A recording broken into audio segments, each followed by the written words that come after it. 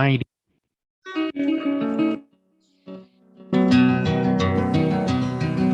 This is The Artist's Response with Elizabeth Stewart, and you're welcome to join us. Please stay tuned for a program produced by Richard Dugan and researched and presented by Elizabeth Stewart, who welcomes the great artists of our community. What follows is a conversation of an artist's experience about the artist's response to trying times, creativity, reinvention, recovery, and of course, flexibility, which is in fact the narrative of our present time. 2, 1, you're live. Hello, hello, hello. This is Maggie Yates filling in for Elizabeth Stewart this Friday morning, and a happy weekend to everybody. School is out, and despite this morning's June gloom, it's starting to really feel like summer. Things that make me feel like summer are beach picnics, paddleboarding in the harbor, any and all kinds of sangria, and Shakespeare.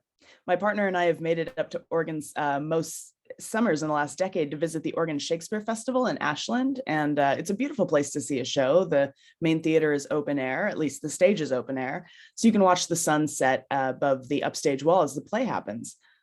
The problem is it's definitely a schlep, right? It's like a 12-hour drive. So how can people get the Shakespeare experience right here in Santa Barbara? We're talking now to David Paris, the founder and managing director of Shakespeare Santa Barbara, a new nonprofit that promotes education, performance, and appreciation for theater, art, and history. They are a production company whose very first performance is coming up later this summer. Hi, David. How are you? Hey, Maggie. I'm doing great. Great to be here. Yeah, great to have you on the program. It's exciting for me to get to hear about this project from the very early days. You know, going forward, it's going to be interesting to see the growth of the company. Yes, and these are definitely the very early days. We're really just getting started here, and we decided to just get out the gate with let's just put on a show this summer. Yeah, no, I love it. So tell me first, let's start by introducing listeners to the company. What kind of events and programs will you be producing? Well, our mainstay, our mission is to promote the arts, but not just Shakespeare, but primarily Shakespeare. Mm-hmm. And really the idea is that we want to do performance, education, and social programs. And so what that means, though, so of course we mainly want to focus on producing Shakespeare's plays, but we also want to do other classics. And so we'll go as far ahead in time as Ibsen and Chekhov and that far, but also go back in time with the Greeks and things like that. Oh, we want to make it accessible too in that way. And so sometimes they'll be adapted or edited or shortened and things like that. Okay. And your first production is A Midsummer Night's Dream, correct? That's right. We're planning on doing it this late in August. Still settling in on the specifics though. Sure. And now this is, as the first production, what about A Midsummer Night's Dream really said, like, this is the one we're going to use to set the tone. This is the first one.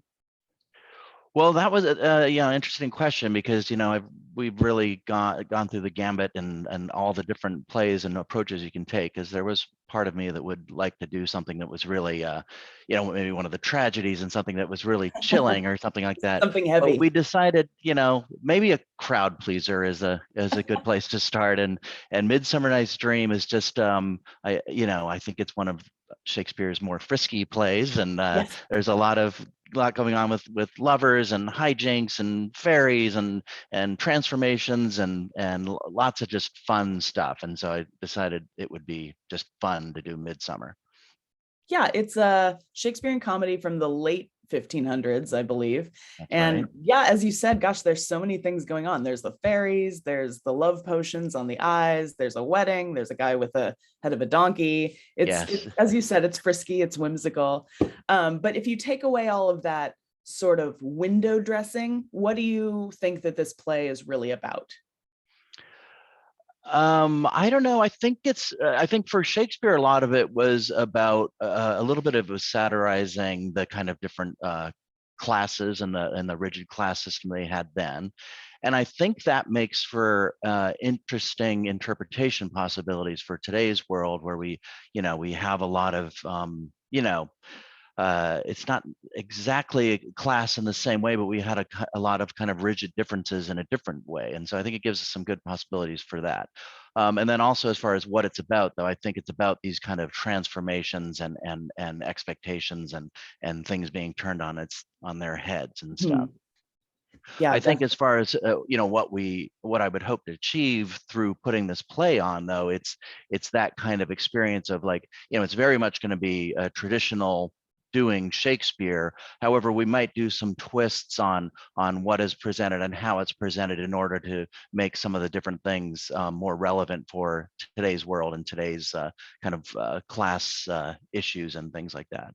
Because I think okay. part of what we want to do as a company too is like that really I want this to be a community project, is that this is a thing where we get people involved in doing it, and we might have professional actors, we might have amateur actors. I want to try to have like professional people doing the costuming and directing and staging and things like that to make really good quality productions. But all in all, I really want to have it be a community project where get people involved, from participating in the show itself to making doing the productions, to even people who want to be audience members come and watch a rehearsal and stuff like that, and conversations about the play beyond the stage.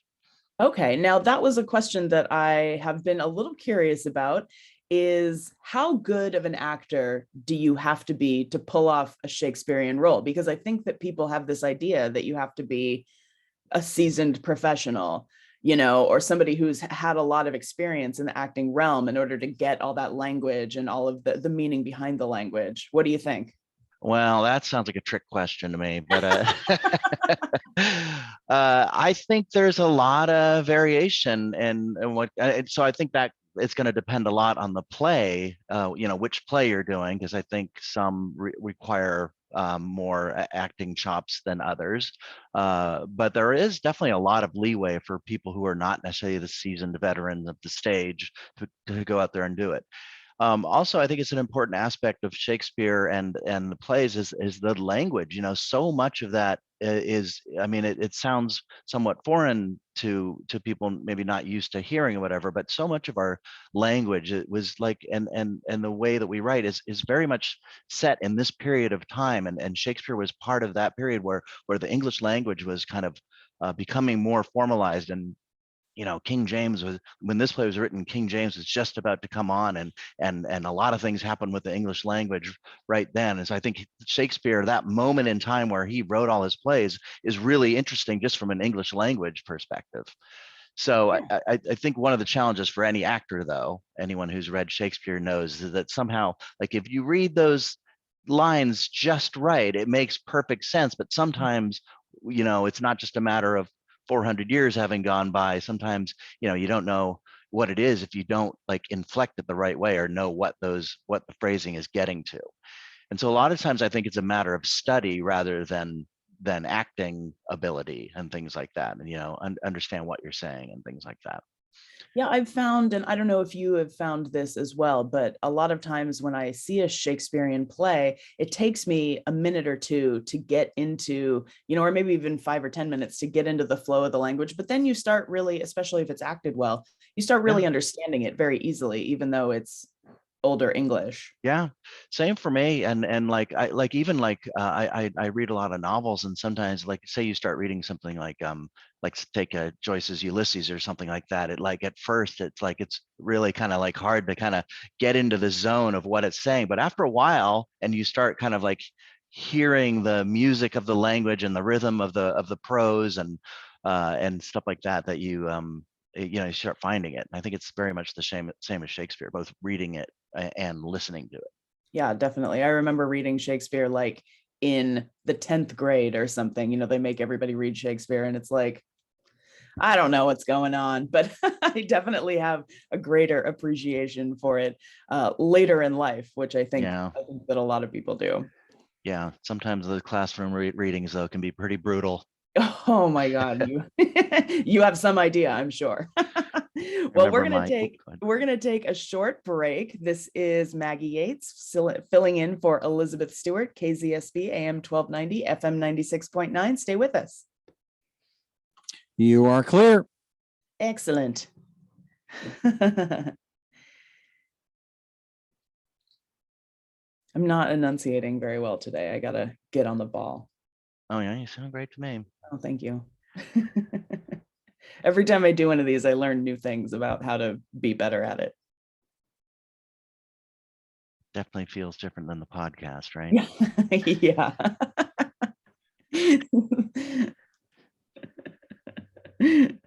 Yeah, the podcast is definitely like more conversational, I would say. Maybe even Yeah. like conversational to the point of being Yeah. like a little light on information. I Can mean, we I don't start think over? it's light on information. Yeah. A lot of laughing breaks. Okay. Yeah.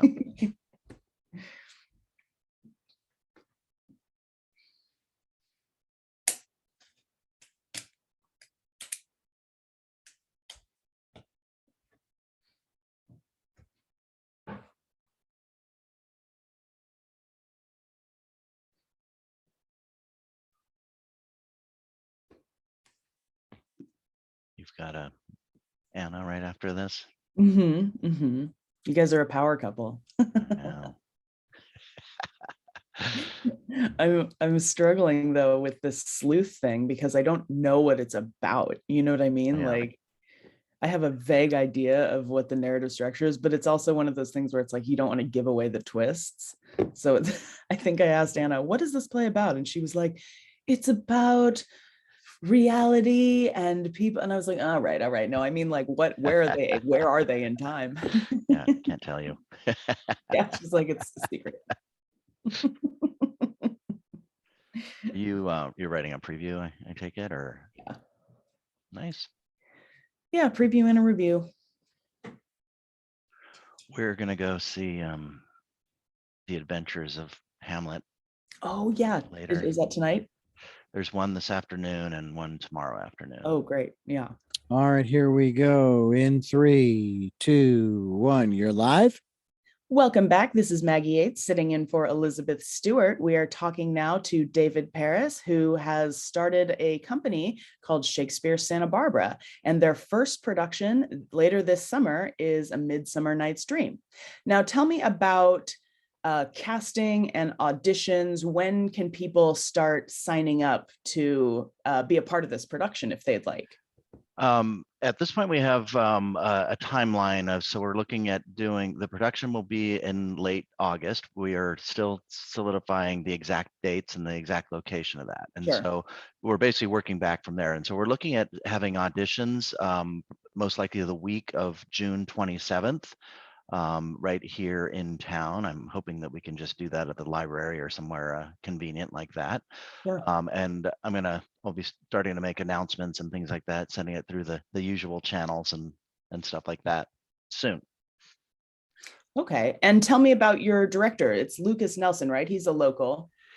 Yeah, well, yeah, Lucas has spent some time here, and we've seen him on the stage here and directing here. He's currently an MFA in directing. He's getting his MFA in directing at UC Irvine, and he does some really interesting, excellent work. And so I feel very lucky to have him on board for doing our show. He has done this show before and has ideas of how he would. It's great because it's kind of like, this is how I'd like to do it this time. And so he has a lot of really interesting ideas about things that we can do to meet the kinds of goals that I was describing earlier about making it relevant to today's audience and things like that. Great. Now, let's talk about the company as a whole. What was the impetus for starting a Shakespeare company? Where did this inspiration come from? Well, I over the years, there have been a number of Shakespeare companies here in Santa Barbara, and most recently there was Santa Barbara Shakespeare, not to be confused with my company, which is Shakespeare Santa Barbara. And that was run by a woman by the name of Melissa Milano, who did an excellent job. I think she did a great job channeling the resources in the community, and I was fortunate to be a part of their last production. They did a few productions. It was 2 or 3 years ago now. Well, Melissa moved on to bigger and better things, and Santa Barbara Shakespeare kind of just didn't keep going. And we were going to pick that up and just continue being Santa Barbara Shakespeare, but that didn't really work out. So one day I just decided, I'll just be Shakespeare Santa Barbara.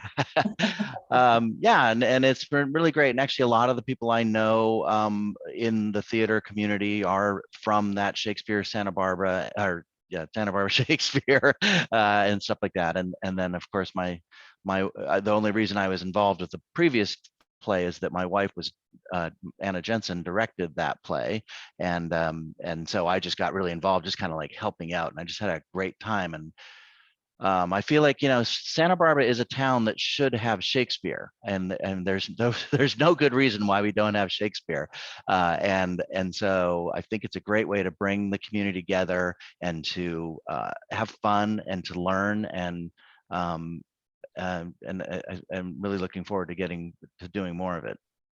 Now, what about, I read on your website that you're going to do cafe performances or pub performances. That sounds fun, and I would go to that. So tell me more about that.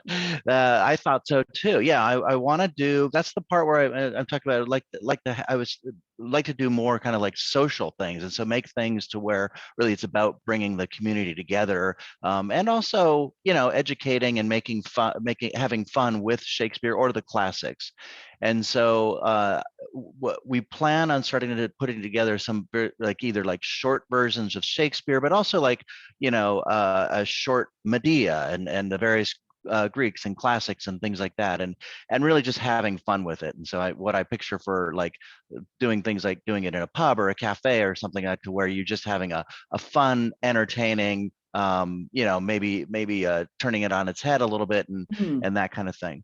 But then other ideas too, like I'd love to see Santa Barbara having a Shakespeare in the actual park thing, like a Shakespeare festival, where in the same way that we have the international festivals, make Shakespeare one of our nations that is being represented in an international festival, and something like that. And so those are things that I'm obviously not prepared to do like right out the gate, but down the line, I'd love to have more things where there are community things, and then also other ideas like having educational events, like say at the library and stuff, where you talk about I would like to do that this summer is for Midsummer Night's Dream.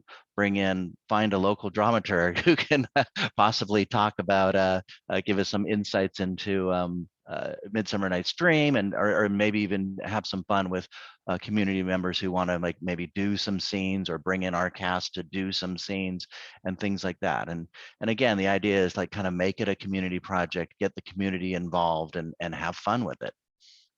Now, the educational outreach, that sounds like a great little wing of the company. Why is this an important aspect to your mission? Well, I think this is the thing, yeah, I mean, I think that's what we really need to, I want to make this, give it something to the community, and I think it's important to keep people exposed to Shakespeare and the arts in general, and one of those ways is by making that available, like to children or to people who don't necessarily access theater and these kinds of events and things like that. And so that's part of why I want to do things like work with texts in order to make them accessible to different audiences, and maybe select different texts that are not necessarily Shakespeare to kind of bring theater to life for people, because I guess kind of in a more broad sense, I just think that just theater makes the world a better place, and it makes people, I think it's just a really interesting way of looking at the world, and I think it's a great way to bring people together to talk about things like what do we value, and what's important to us, and have discussions about things where people can talk about it without having these kind of rigid divisions about where they stand on any particular thing. So hopefully bringing something to the community in that nature. Okay, great. I mean, it sounds like you are really wanting community involvement in a variety of different ways, not just actors, not just audience members, but it sounds like you're looking for like designers and what else? What else are you looking for from the community? Well, yeah. So in addition to just simply the stuff to like make a theater company and make a production work, I'd love to like have the community, like have an audience feel like they're a member of the dialogue that is making the play happen. And so by having these, pub events and library talks and things like that, include the community in the conversation and let them see the play in as it's being developed, and let them make comments and have questions and things like that, and then hopefully look forward to the final product and see it all come to life and stuff like that. And again, it's all as a way of making it more meaningful to both the individual and the community. I know when I worked on, we did As You Like It with Santa Barbara Shakespeare a few years ago, and I attended almost all of the rehearsals and things like that, and I was really just kind of helping however I could, and just like after like really digesting that play over and over again, I really started to have some finding interesting things about the play and stuff like that, and I think it's an interesting way to experience theater, to kind of be involved at that level. Oh yeah, and it creates a greater Yeah. understanding of the work. And I think that especially with Shakespeare, somebody who his work has been around for, hundreds and hundreds of years now, I think that it's important to kind of dig deeper into it and give people that understanding. Yeah. So how do people get involved with it? I know you have a website. Is it just as easy as going to the website and sending an email or getting on the newsletter? I encourage people to visit the website, shakespearesb.com. And we're at right now, our biggest challenge is getting funding and advertisings and sponsors in order to have the money to make this show everything that we want it to be and stuff. And so we're looking at a spectrum of, we could be doing it at a park, or we could be doing, other interesting things with staging, but we really need the community's involvement and help in that way. And so please visit the Shakespeare Santa Barbara.com website, and there's a number of ways that you can either participate, donate, sponsor as an advertiser, and I welcome the comments and participation in any way that people can. Great, thank you. We're going to take another quick break. Again, this is Maggie Yates filling in for Elizabeth Stewart, KZSB AM 1290, FM 96.9. Stay with us. You're clear. Okay, David, I've got a couple more questions for you, but then once you're done, you can just sign off. Okay. So, but I want to know a couple more things. We'll talk about plays that you're interested in producing. And we'll talk about your personal history with Shakespeare, which you've kind of talked about a little bit, so that,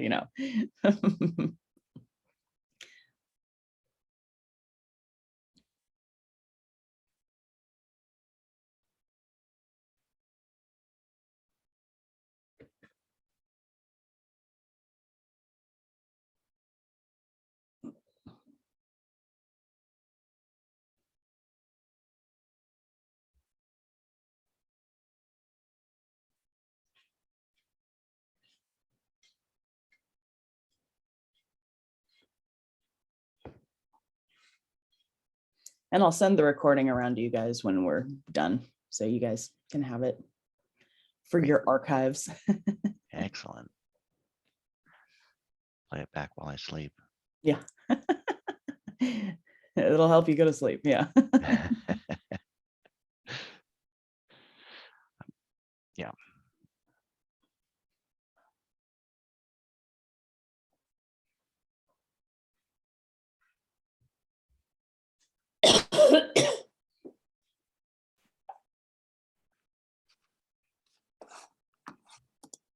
Hi, Anna. I hear you coughing.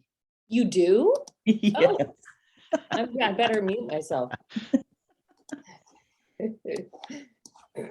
are the tubercular sound effects for my 19th century play. Sorry.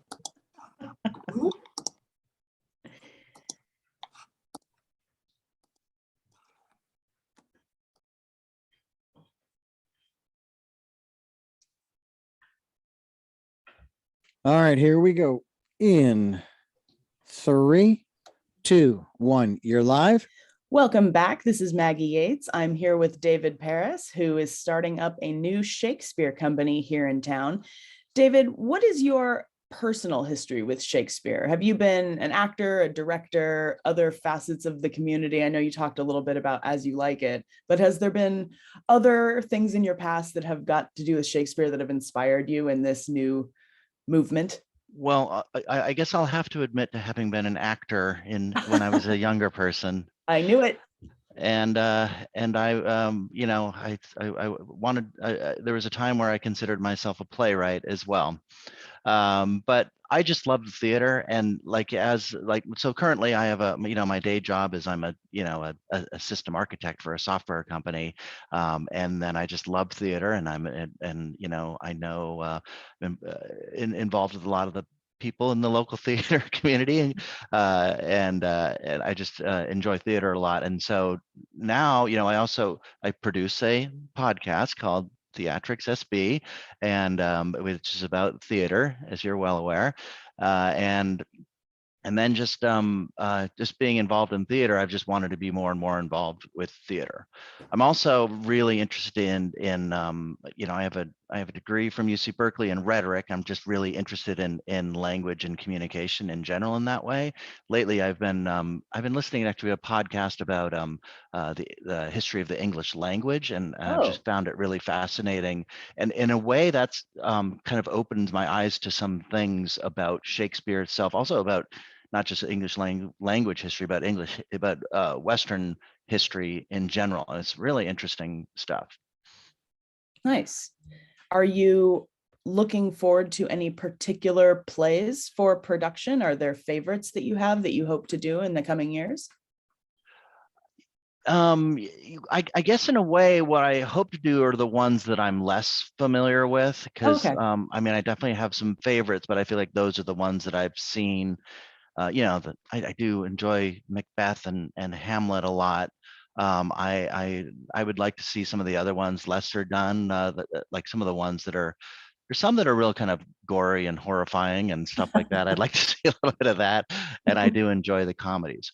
But I want to I seriously considered our first play being Medea, or one of the Greeks, and just to make a statement about Santa Barbara Shakespeare. We're not just Shakespeare, but a number of people thought that was a horrible idea, and I decided to listen to them on that one. But I am looking forward to doing some Greeks and doing some Ibsen. I think that would be fantastic. I've never seen The Master Builder done. I'd love to see that done. Okay. Well, where do you see this company in a year or 2 or 5 years? Where do you hope that it goes from here? Well, right now we're working on getting our nonprofit status official and all that. And so right now, and so one of the things I want to do in the next few months is get that organized so that it opens up some other opportunities for donations and things like that. So that's first thing. And then next thing, I see us by next year doing possibly 2 shows, and then start building in more of the kind of events type things. And so establishing more of the pub type things and or cafe type things and events in the park and things like that. And so so I hope in the next 5 years, I'd like to see it just kind of develop a little bit more and more and more. Play wise, I don't see us doing more than 2, maybe 3 a year, even in the long term. But I would like to see it become an established thing that has a budget, for example, and maybe some status in the community, and start bringing in more and better opportunities for the community to participate. That's great. Well, thank you so much, David. It's been great to have you on the show. It's been fun to talk about Shakespeare. As I say, I love it, and I love it for the summer. And for those of you who are interested, again, you can check out Shakespeare Santa Barbara at shakespearesb.com. That's Shakespeare SB as in Santa Barbara.com. You can find all sorts of information there about the company and how to get involved. Thanks, David. Thanks so much. Next, we continue with Theater Corner and the final show of Ensemble Theatre Company's 21-22 season, Anthony Schaffer's Sleuth. People may recognize the name of this play. It's twice been made into a film of the same title, both starring Michael Caine, albeit in different roles. I'm talking now with Anna Jensen, Ensemble's resident dramaturge, about the upcoming production, which opens next week on the 11th of June. Hi, Anna. Thanks for being on the show. Hi, thank you. Good morning. Good morning. Let's start with dramaturgy as a concept. What is it, and what do you as a dramaturg do for a production? Okay. I think dramaturgy is well explained by when you're doing it. So if it's early on, it's usually helping a playwright develop a script. So she may have some structural issues or some, it's not funny enough or problems, and you're helping point out things, basically like a special editor who just works with theater. If you're doing it closer to a production, then you're helping the artistic team, especially the director, understand approaches to the play. So there's, a ton of people who've done it before. What did they do? How are, do you want to position yourself in relationship to those plays and performances? So you're helping build out the world. And then during the production, I help the audiences sort of enjoy the play more by understanding its either function or its context. So like for Sleuth, I think it's more fun if you know that divorce law in England at the time this was written made it so that both people involved in the marriage had to consent to the divorce. So you couldn't have just one person wanting the divorce. Right. And that's sort of part of the setup of coming into the play. Like, why are these two men discussing one man's spouse, right? And they're divorced because he wants to get that consent. So for two of the characters, there's this intensity that we've lost track of that, in our society. So, and then you can also be, as a dramaturg, helping a artistic director or a theater company pick a season of plays, saying this one's good, or we need this one's bad. Don't do it. This one is bad. Nobody wants to see that. So it sounds like, excuse me, you provide a lot of context for everyone throughout the production of the play, from that's right, the playwrights, the actors, helping people make more informed choices, giving the audience extra information. Well, how does one become a dramaturg? What is your background and specialty? Well, I got there the old-fashioned way by going and studying and getting a PhD in theater studies and having a kind of depth of knowledge, which some dramaturgs are kind of connected to that one particular style or playwright. So you might just be a playwright, a dramaturg who specializes in Shakespeare, right, going around doing that, and you get picked up. Or a lot of people just have master's degrees. It's a more common job title in Europe than it is in America. If you come across a dramaturg in America, they tend to be called literary managers. Oh, and they're helping with playwright contests and staging readings and kind of play development. Okay. Yeah. Well, let's go back to Sleuth, which is again coming up on June 11th at the New Vic.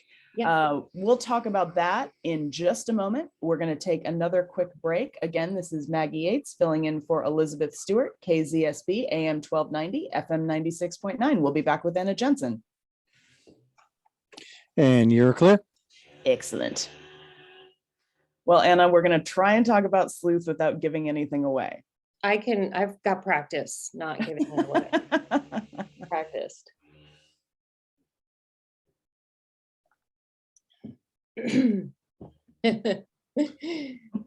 Besides, I might get beheaded if I said anything against the plot. Could be a beheading. No spoilers, no spoilers. No spoilers.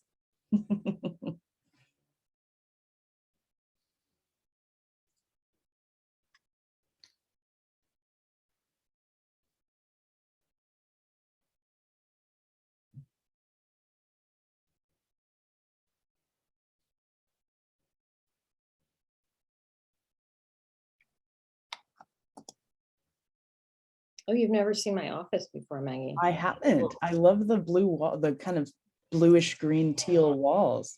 That's a Yeah. very calming color. I know, I was made a bold choice when I had it redone. I'm going big. Yeah. It's bigger. It's bigger than my house. My office is like large. I really this office.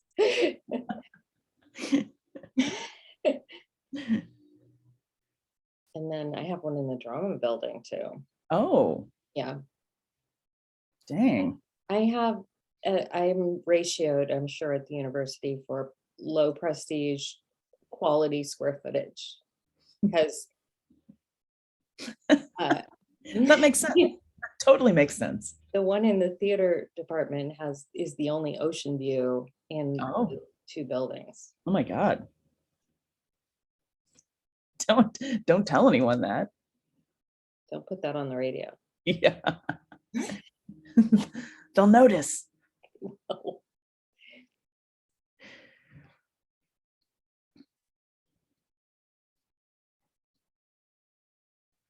When does this? All right, stand by. In 3, 2, 1, you're live.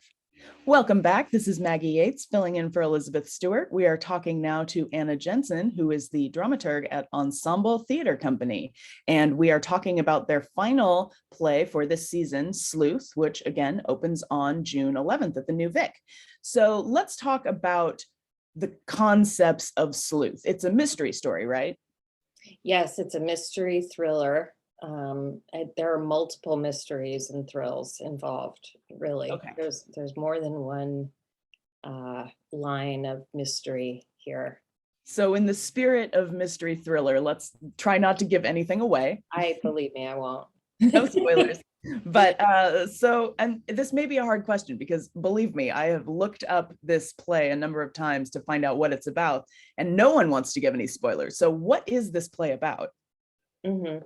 Well, one of the initial conflicts is related to this divorce I alluded to, that we have a writer in a kind of classic Gothic setting, a writer of mysteries who begins the show by he's narrating to himself the conclusion of a mystery novel he's written about Sir St. John, Sir Lord Meridew, who is his sleuth. And his fictional sleuth has figured out this, the body in the tennis court, which is the title of it. It kind of imitation of Agatha Christie's Body in the Library, one of her early kind of big hits, or later big hits, actually. And so then we have a younger man come in who wants to get married to Andrew, the writer's wife, and he wants his consent to proceed with the to divorce. get the divorce so that Right. they So can that's the initiating action, the first set of obstacles that start coming down the pike. And you could say everything is kind of tied to that initial need, the need to get his consent, and the need. And then what does Andrew, the writer's need? Does he want to hold on to his marriage? Does he want to just, torture this younger man who's taking her away? What's going on there? And then there are ancillary characters that complicate and extend the action and the thrills. So it's, and then I would say concretely, that's what it's about.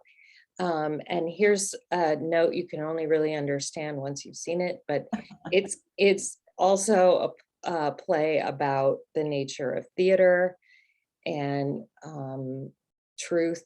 And a lot of other scholars have read this play and seen it as a story of a culture of Britain that was changing rapidly, and Andrew Wyke personifying old Britain and its kind of traditions and identity, and how that was shifting in its declining power in the later 20th century.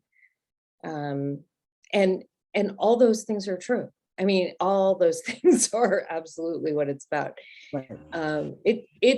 It's a fun, it's a fun thriller. Like it had real staying power in its early productions, first on the West End, and just into the West End production in London. It opened in Broadway. It won a Tony, I believe. Yes, it did. It won a Tony for Best Play for Schaffer, whose twin brother is Peter Schaffer, who wrote Amadeus. Oh, And right. yeah, and we have playing Andrew Wyke, we have Daniel Gerald, who's a fantastic actor and who's really up to the quality of the writing of this is quite good. I mean, it is not a cheap thriller, you know. Yeah. I love a cheap thriller. I love mystery, but it ain't one of those. It's Okay. like good quality writing, witty, sharp, erudite. It's like it keeps you on your toes as a listener. And Jenny Sullivan, our director, said the trick here is to keep the pace going so that the play is a half step ahead of the audience's understanding of where could this be going, you know, what could be happening here. So it lays out all these sort of traps for the audience that are kind of lovely. You'll love being trapped. Excellent. Good.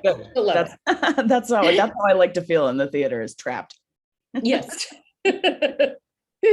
Well, it sounds like there's a lot of reasons that you think that this play is just a good quality play.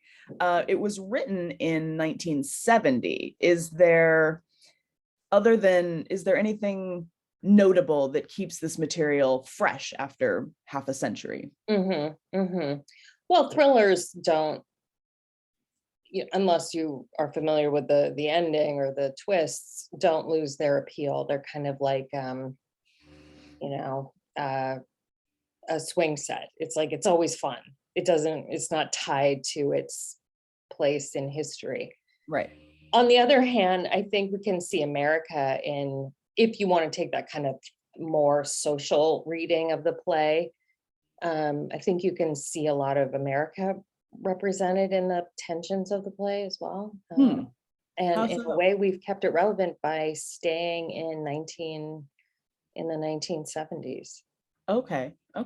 That's oblique too. I'm sorry to be That's okay. It'll give me something to think about when I'm watching the show. Yeah.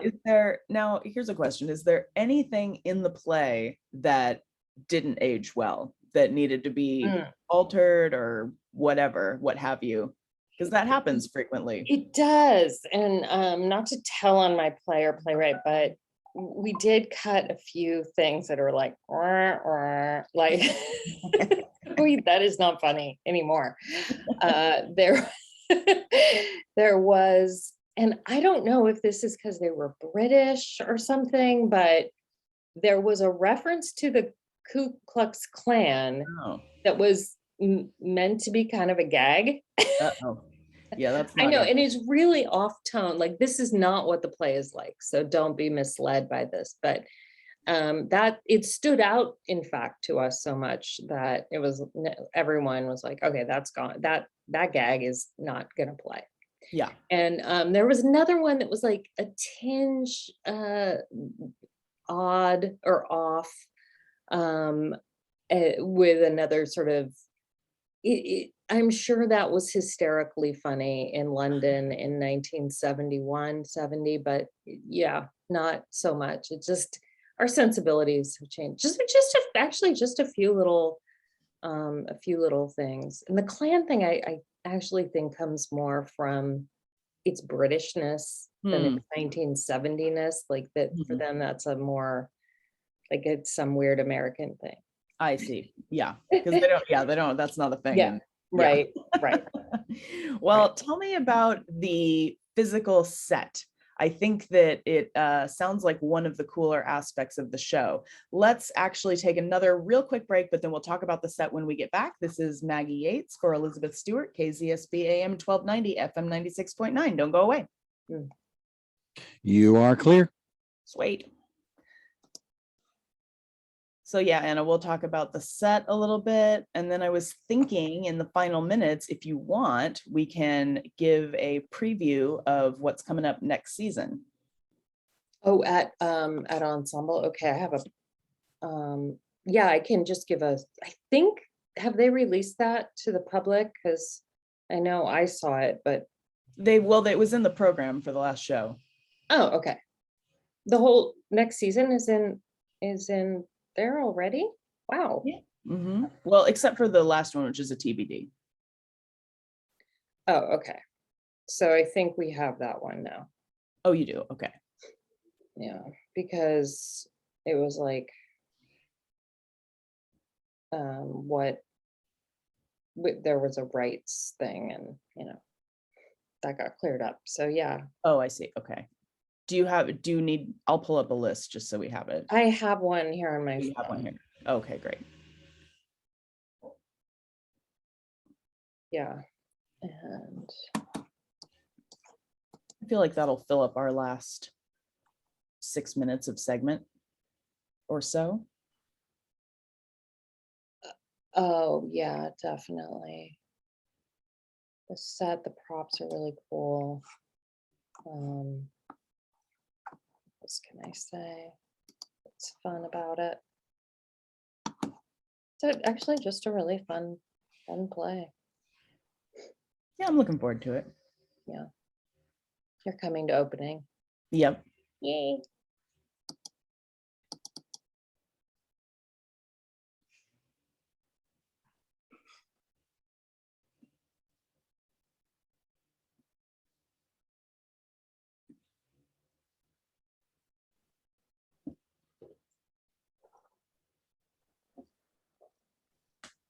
I'm always trying to get everyone to see all those Agatha All Christie. right, here we go. And you have 7 minutes in 3, 2, 1. You're live. Welcome back. This is Maggie Yates for Elizabeth Stewart. We are talking to Anna Jensen, who is the dramaturge over at Ensemble Theatre Company. And we were just about to discuss the set and the props and all the physical elements of the show that is coming up next week called Sleuth.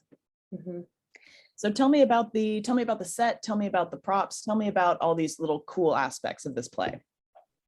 The set and the props are just gorgeous. We have Fred Kinney, who's designing this, and it's maybe the largest set that Ensemble has ever had, like just in terms of mass, like a massive set. And because he lives in a manor home, Right. so it's wood paneled, and in the motifs in Andrew Wyke's manor home, the detail motifs are allusions to two-person games, walking games like chess, Senat.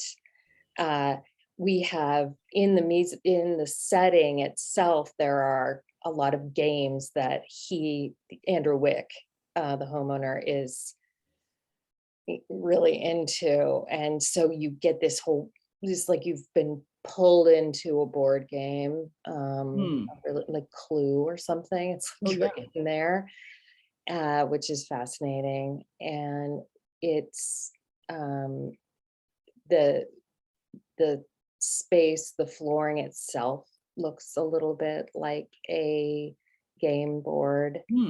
So everything suggests game. And this John, our props person, had an Art Deco chess set that was owned by his father. He's in his 80s, and this was owned by his father. It's glass Art Deco.